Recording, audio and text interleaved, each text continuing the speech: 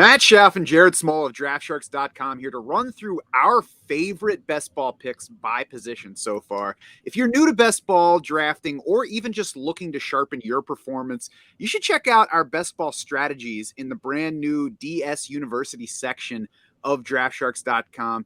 Jared, we give away a lot of the ways that we play in these contests. There are videos to try to help explain everything, but really it kind of is this overview of our best strategies through our play so far that help us succeed in this format. Yeah, we've been doing this for a while, right? Like going back to the MFL 10 days, maybe 10 years ago now. So we have experience. Yeah, it's just a type of format where you need to alter your strategy, right? If you're drafting best ball teams like you're drafting any other team, I don't think you're gonna come out a winning player. So definitely check out that article. It's a good starting point. And even if you're not a best ball drafter, I think that our picks today will certainly be relevant for just redraft in general. Whatever your redraft format is, these picks are probably, I know my picks, like I haven't asked Jared to reveal his, so I don't know exactly who he's going to say, but I do know that these guys are going to be centered on value and upside because those are just pillars of the Draft Sharks strategy, really, no matter what format you're playing in. So even if you are like, I don't really like best ball,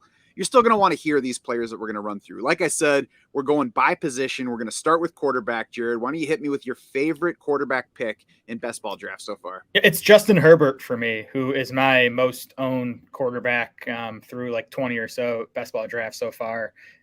Just overarching, I do want an elite quarterback this season when possible. And to me, there's, 7, 8, maybe 9 of those if you want to stretch it. So like not every team in a 12-team league is going to get one. To me, Herbert is just the best value right now among those elite quarterbacks. You look at underdog ADP, he's quarterback 7 in the middle of round 5. Herbert's coming off like a relatively disappointing fantasy season, finished quarterback 8 in fantasy points. A lot went wrong though. Mike Williams and Keenan Allen missed a combined 11 games. Herbert threw 13 fewer touchdown passes last year than he did in 2021. The touchdown rate was way down, just a 3.6% touchdown rate for Herbert. Last season, that was 21st among 33 qualifiers. Just to put that in perspective, the league-wide average touchdown rate for quarterbacks is around 4.5%. So Herbert was well below that.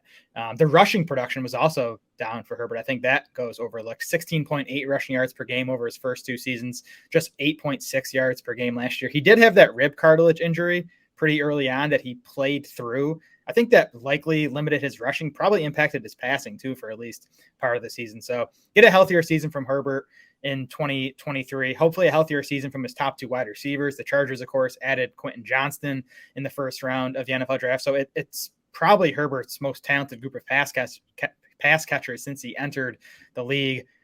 Offensive coordinator change too, with Kellen Moore coming in. Now, the Chargers will be a pass-heavy offense under Kellen Moore. They were a pass-heavy offense under Joe Lombardi as well. So I don't expect a big change there. But I do just think it's going to be a more efficient passing game, a more aggressive downfield passing game. I do think the OC change is going to help Herbert too. It's just a lot working in his favor for a guy who's still in his prime, one of the most talented quarterbacks in the league. So I think Herbert has a chance to score as a top 4, top 5 quarterback, and I do like the value he's coming at in fantasy drafts right now. I agree. Is easily my favorite of that top tier. You could call it 2 tiers, whatever, that top area of quarterback where it's guys with top 3 upside. I'm excited about the player. I'm excited about the offense, like you said. And just to even add further context to that touchdown rate from last year, if we take everything that Justin Herbert did last year and just apply his touchdown rate from his rookie year, 5.2%, he's got 11 more touchdowns on his total with, nothing else changing. And his touchdown rate was even higher than that in year 2. I certainly think he has upside into the 6+ range of touchdown rate. So I think that's really the area where there's explosive potential to his scoring. He runs enough to add on that end. And like you said, the wide receivers have only gotten better with Quentin Johnston arriving. Whatever you think of Quentin Johnston, he's their 3rd wide receiver at the highest. So, he can only add there. I love Justin Herbert. I went to the other end for my favorite quarterback for this one, though, and it's Kyler Murray. And, even as I write it down, I am a little bit hesitant, but it's all about the upside in these tournaments. And most of the best ball drafting is tournaments at this point. If it's a single league, I would say feel free to leave Kyler Murray and take somebody else that's safer. But if it's a tournament, that's where we're shooting for Kyler Murray's upside. He's QB 22 in underdog ADP right now. He's 3.5 rounds behind Jared Goff. He's 2 rounds behind Derek Carr. He's more than a round behind Jordan Love. Now, I know if Kyler Murray takes the field when he takes the field, because I don't think it's an if that he's going to take the field at some point this year. I know he's coming off an ACL tear. I know he's not likely to be able to run like he has the past few years. But are you telling me that Kyler Murray off of an ACL tear is not at least around Jared Goff in terms of what he can give us in fantasy upside? And then what if that knee is healthier than we think it is? Or what if Kyler Murray is just a better passer when he has to rely more on that and doesn't have the option of scrambling as much? Either way, there's very little downside from QB 22 other than if he just doesn't play. And I think that aspect is being overblown. We'll see about that as we get closer to the season. But if he starts the season on time, he's going to be a smash from QB 22. I don't understand why people are concerned about Kyler not playing at all this season. I get if you think he's going to miss the first half of the year, I think is even feasible, but I don't understand why he wouldn't play. That's just, kind of the normal ACL timeline would put him back by at least the midway point. So I'm with you. I think there are a lot of reasons to worry about Kyler, with the knee being the foremost, and then losing DeAndre Hopkins doesn't help either. But at quarterback 22, and like you said, we want these guys to be peaking late in the season for these best ball tournaments. And if Kyler is going to give us some, quarterback 1, even top 5 level weeks, those are going to come down the stretch. So I think he's an excellent quarterback 2 or even quarterback 3 in these best ball tournaments. Yeah, definitely especially easy to take as a QB3 if you're in a tournament that goes beyond 18 roster spots. So we want to know who your favorite quarterback is as well. If you've got a favorite quarterback, if you think Kyler Murray is a stupid pick still, no matter what I say about him, let us know in the comments on YouTube who you like, who you don't like that we mentioned. We're going to move on to running back now, though. And Jared, why don't you tell me who's your favorite guy? So Cam Akers is up to running back 22 in ADP on Underdog. So I'm gonna spare you another Cam Akers rant here. Head fake, I like it. I think he's getting close to fairly priced. So it's Joe Mixon for me. RB 16 in the middle of round 5 on Underdog. I get there's some suspension risk, and if that's the reason you're avoiding him. Okay, we're just guessing if that suspension is going to come and how long it would be. Even if it's like a 2 to 4 game suspension, I'd be in on Joe Mixon in round 5 because this guy was RB6 in PPR points per game last year, 8th in half PPR points per game, and that was despite getting unlucky in the touchdown department. Mixon scored 7 rushing touchdowns last season. He had 10.1 expected rushing touchdowns. That was second to only Jamal Williams among running backs. Mixon was second league wide in carries inside the 10-yard line, 5th league wide in carries inside the 5-yard line. That's what you get when you're the goal line back on an elite offense, which Joe Mixon is going to be again this season. So a double-digit touchdown season is well within his reach. The receiving production was also career highs across the board for Mixon last season. 5.4 targets per game, 4.3 catches per game, 31.5 receiving yards per game. And that was with Samaje Perine around. And he is now in Denver, obviously. It's a 5th-round rookie, Chase Brown, Travion Williams, Chris Evans. Those are the guys behind Joe Mixon. He sure seems set up for another big workload in a top 5 offense available in round 5. I don't really get it. I'm taking all the Joe Mixon while his price is in that territory. And it sounded like the Bengals wanted Samaje Perine back for similar money to what he got in Denver, and he went there because he liked the available work more. So it sounds like they're planning to give more to Mixon. I'm not worried about the suspension. I mean, we'll see what happens, but it doesn't seem from my vantage point like there's enough there for the NFL to take action. NFL tends to be conservative on that front. I think my biggest concern right now is that apparently that contract is not totally worked out. There's still a chance that he says, no, I'm not taking a pay cut and the Bengals dump him. Jared, I'm with you on this angle, though, that I'm not avoiding Mixon for that risk because it sure looks like the Bengals are setting themselves up to take Mixon into the season. I know there are some insurance options on the market, especially as long as Dalvin Cook's available. It's also from Mixon's standpoint, if you say no to the pay cut, what are you expecting to get on the open market? It's not like running backs are breaking the bank out there. Even the franchise tag guys are having trouble getting their demands met. So I'm guessing that this situation gets worked out with Mixon spending this year in Cincinnati. Yeah, and if he gets cut, he signs somewhere, right? And maybe he's a 7th or 8th round pick. So yeah, okay, you're losing a few rounds of value. I'll take on that risk because I still think it's unlikely he's cut. I mean, this is a Bengals team obviously ready to win now, unless they like Dalvin Cook enough, or someone like Leonard Fournette or Zeke Elliott. But to me, it seems like a win now team. It makes sense for the Bengals to hang on to Mixon for at least this season. Yeah, he looks similar to Josh Jacobs to me in terms of value, both floor and upside, maybe slightly lower floor, but also in a much better offense than Josh Jacobs is in. So I agree. He should be like, if there were no issues, I think he would be a third rounder. So I Yep. agree with him being a value where he's going right now. My running back, kind of like quarterback, is way at the other end, and it's Jeff Wilson Jr. And I've been talking about him all off season. He's RB 57 though on Underdog. It has not changed at all. He's going in a range where the other running backs are straight handcuffs. He's around behind Ezekiel Elliott, who doesn't have a football team. He is behind Chuba Hubbard and Kenneth Gainwell, who aren't as good. Jeff Wilson is not a handcuff. He is a guy in a committee that is going to get work right away. He has the potential to score for your best ball team in week one. It's a situation that's likely to be frustrating in terms of setting weekly lineups in fantasy, but that's what we love about best ball, Jared. We pick good players and then we let them decide when they're going to score the points and help our lineup. And Jeff Wilson is just free right now. The Dolphins last year, after signing Chase Edmonds and with Raheem Mostert active, they traded a 5th round pick for Jeff Wilson. I know that's not big, but that's trading a draft pick for a veteran running back. Then they re-signed him and Raheem Mostert this offseason. They re-signed Wilson for slightly more than Mostert. They split fairly evenly. It's tough to gauge exactly what Miami would have done when they were both healthy because there was not a whole lot of time last year when both players were healthy. But at the very least, it looks like an even split between Mostert and Wilson. There should be plenty of work. Devon Achane certainly is bound to take more this year, but he's small. He's not going to be a workhorse for anybody. So there's plenty of work available. I think there are going to be plenty of points in that backfield and that offense in general. I'm trying to tell myself to take less Jeff Wilson, Jared, just in case he gets hurt in the summer and leaves a hole in my rosters, but I can only do so much. Yeah, these are the types of ambiguous backfields we want to invest in, especially late in drafts, right? Like we don't know exactly how the touches are going to be divvied, but we do know it's going to be a good offense. It was a pretty productive running game last year, which, you look at Mike McDaniel coming from the Kyle Shanahan offense and those running games, even with, sometimes bad offensive lines or, not the greatest running backs, have just been productive. So I do think it's a backfield that's going to produce fantasy points.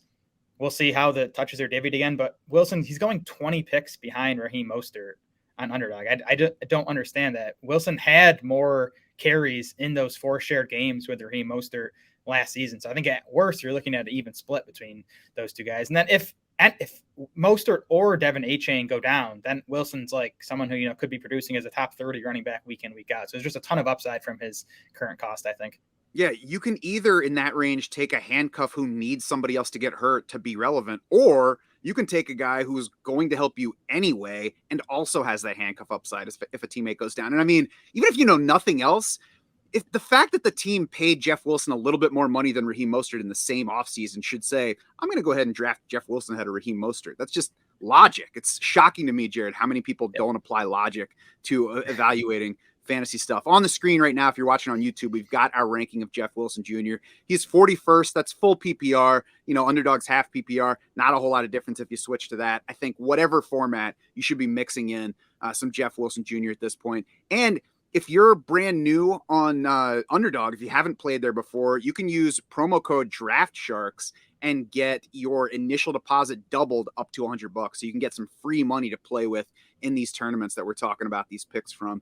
Jared, wide receiver, who is your favorite guy so far? All right, let's have the Tyler Lockett discussion because he is my favorite pick right now in Underdog drafts. He's 33rd among wide receivers in Underdog ADP. He sits much closer to 20th in our rankings. Lockett's finishes in half PPR points per game the last 5 seasons: 23rd, 24th, 12th, 17th, and 16th. So he's 15 to 10 to 15 spots lower in ADP than where he's finished over the last 5 seasons. The arguments against him: Lockett turns 31 in September. Yeah, he's probably past his peak. We have aging curves though built into our dynasty rankings. We dug into this stuff and kind of looked at when these players peak and to what level they start to decline. If you look at wide receivers of Lockett's quality at age 31, they generally produce 82% of their peak production. 82% of Lockett's peak would be 13.5 PPR points per game. That would have been 22nd among wide receivers last year. So I'm not worried about Lockett's age yet. Maybe next year or the year following, it might be time to worry, but not yet. Jackson Smith and Jigba, obviously the other argument against Tyler Lockett. I love JSN. I think he's going to be an excellent player. He's going to take some target share from Tyler Lockett, I think. But again, that's more than built into Lockett's ADP at this point. I think an interesting thing, too, to look at when you look at the Seahawks of last season, 135 total targets for their tight ends. That was a 23.5% target share to the tight ends, well above league average, because they didn't have a third wide receiver. So, yes, I think JSN is going to take what the non-Metcalf and Lockett receivers got last year. He's going to take most of those targets. I think he's going to take a lot of targets from the tight ends too, more so than from Lockett and Metcalf. Because from the Seahawks perspective, why would you want to take targets away from DK Metcalf and Tyler Lockett? They're still two of the better wide receivers in the NFL. Last point for Lockett, there's really plenty of passing production to go around here in Seattle. Last year, Seahawks ranked 12th in pass rate, 8th in pass rate over expected, 15th in pass attempts, 11th in pass yards, 4th in passing touchdowns. This is not like a bottom 10 passing offense where we have to worry if there's enough production to go around. And I think Seattle's passing game could be even more voluminous and productive this season after adding JSN. So Lockett's ADP still does not make any sense to me. I think he should be going at least 10 spots higher among wide receivers. Yeah, I mean, the ADP is finally correcting in terms of getting Jackson Smith-Njigba closer and even behind Tyler Lockett in plenty of places right now. My problem with the JSN ADP has been that people are saying you just bet on talent and it's going to win out. But betting on Jackson Smith-Njigba's talent right now, just winning out for the season, is also betting against Tyler Lockett's talent. And just there's no reason to do that. He hasn't shown a fall off there. He has given Seattle reason to keep giving him targets. We've also seen the Seahawks under Pete Carroll make iffy decisions. Like Noah Fant is at tight end, and they marginalized his playing time last year because they have Will Dissly and Colby Parkinson. They had Rashad Penny very limited on touches, both by injury and also by Chris Carson in recent seasons. Why? Because Chris Carson played really well. Their decisions aren't necessarily going to be this guy's really good, so we're going to find the touches. There are lots of things at play, and I'm surprised by how many people just assume that Jackson Smith-Njigba is so good that Tyler Lockett's going to get marginalized. So I agree. Tyler Lockett's a very good value. I hope the ADPs keep going because that way I can take some Jackson Smith-Njigba later in drafts. I think right around, we have him ranked, I believe, at wide receiver 40 in PPR. I'll take some shots around there for sure. I'm not even opposed to JSN at wide receiver 32 on Underdog. It is like 6 or 7 spots higher than we have him ranked. But if you look at JSN's ceiling projection, you're going to find him higher. So to me, JSN is fine. It's just Lockett's, too low in ADP. And I'll say if Lockett gets to 25 and you think that all three of those wide receivers are appropriate, then you should absolutely be grabbing Geno Smith. Because if they have 3 top 36 wideouts by the end of the season, then Geno Smith's going to have a pretty good year fantasy-wise. My wideout is in the same range. It is Treylon Burks. He is tied for my highest owned wide receiver on Drafters so far. That's a full PPR format. He's by far the earliest in ADP among that group. Treylon Burks was a terrific prospect a year ago, had a target hogging, big production career at Arkansas. It sounds like he's in better shape this spring than he was last spring. That was a big, warning sign on him heading into the year, and seemed like it kind of derailed him from the start. Injuries got in the way once he got into the season as well. And, then he was just in a Titans offense that struggled in general. Like I said, sounds like he's in better shape this time around. We'll watch to make sure that that's the case in training camp. It also sounds like he's been operating like their top target in workouts. He is well positioned to not only lead targets, but dominate target share there. And I think that is where you can overcome what's not a great situation for passing upside. If he can get 30% of Tennessee's targets, which is attainable, that can overcome a team that's, bottom 6 in total pass attempts. And we've already seen the guy be productive in college at a high level. Finally, Treylon Burks is going low in wide receiver 3 territory. So it's a modest bet in terms of risk. Even if he doesn't hit that ceiling, get the target share I'm looking for, even if he's not as efficient as I'm hoping, if he's a low-level wide receiver 3, I'm not losing by taking him in that range. So I think that there's really not much reason to not like Treylon Burks right now. Yeah, I'm surprised there's not more buzz on him and that he's not going higher just after we made it through the entire offseason and the Titans didn't have any target competition. And Treylon Burks, flashback 12 months ago, a lot of people liked him over Chris Olave. Some people liked him over Garrett Wilson and Drake London. Like, he was a high-level prospect, and it was just a rough rookie season. Even if you look at his yards per route run last year, 1.75, that kind of pales in comparison to Garrett Wilson and Chris Olave and Drake London, who just had unbelievable rookie seasons. Go back to 2021 though. So 1.75 yards per route run for Treylon Burks last year. In 2021, rookie Jalen Waddle, 1.75 yards per route run. Amon-Ra St. Brown as a rookie, 1.74 yards per route run. Devonta Smith as a rookie in 2021, 1.73 yards per route run. These are, high level wide receivers that we're all excited about. Treylon Burks' rookie season was really better than I think he's been given credit for. I say the way that he's being valued right now in fantasy not only makes me interested for best ball, for redraft in general, I think you should also look into Treylon Burks in dynasty leagues. You can see our trade value chart up on the screen right now. That can help you value the players and the draft picks in your fantasy league. We've got it by format, and it's free to look at right now. So go check out the dynasty trade value chart and figure out how and who to trade in your league. Jared, let's move on to the final position, tight end. Who you got? David Njoku is my favorite pick at tight end right now. I'm just in on the Browns passing game. I almost went Deshaun Watson as my favorite quarterback pick. He's right there behind Justin Herbert for me. But definitely wanted to get a Brown in here. So Njoku had an excellent 2022 season that was kind of derailed a bit by injuries. He missed 3 games and most of a fourth last year. But if you look at Njoku's 13 healthy games, 18.4% target share, a really strong number for a tight end, 8.6 half PPR points per game. That was 8th best among tight ends on the season. And that was on a Browns offense that ranked 22nd in passing. Jacoby Brissett was okay for the first 2/3 of the year. Deshaun Watson obviously struggled when he came in for the final 6 games or whatever it was. I think this passing game is going to take a big leap in 2023. I'm counting on a bounce back season from Deshaun Watson, who was truly an elite quarterback before all the off-field stuff hit and before he basically sat out two full seasons. David Njoku, freak athlete, still only 26 years old. He entered the league super young.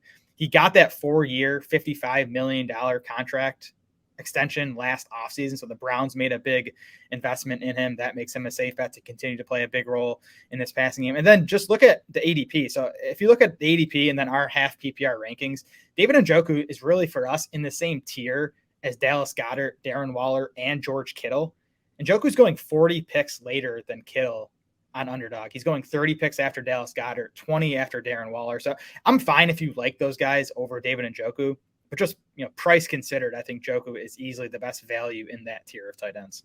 And I would say personally, Darren Waller is the only one that I'm clearly taking ahead of the rest of those guys because I think he has the most target upside. And looking specifically at full PPR, I think David Njoku belongs in that range. And I'm really mostly just happy that you didn't say Chig Okonkwo for this one.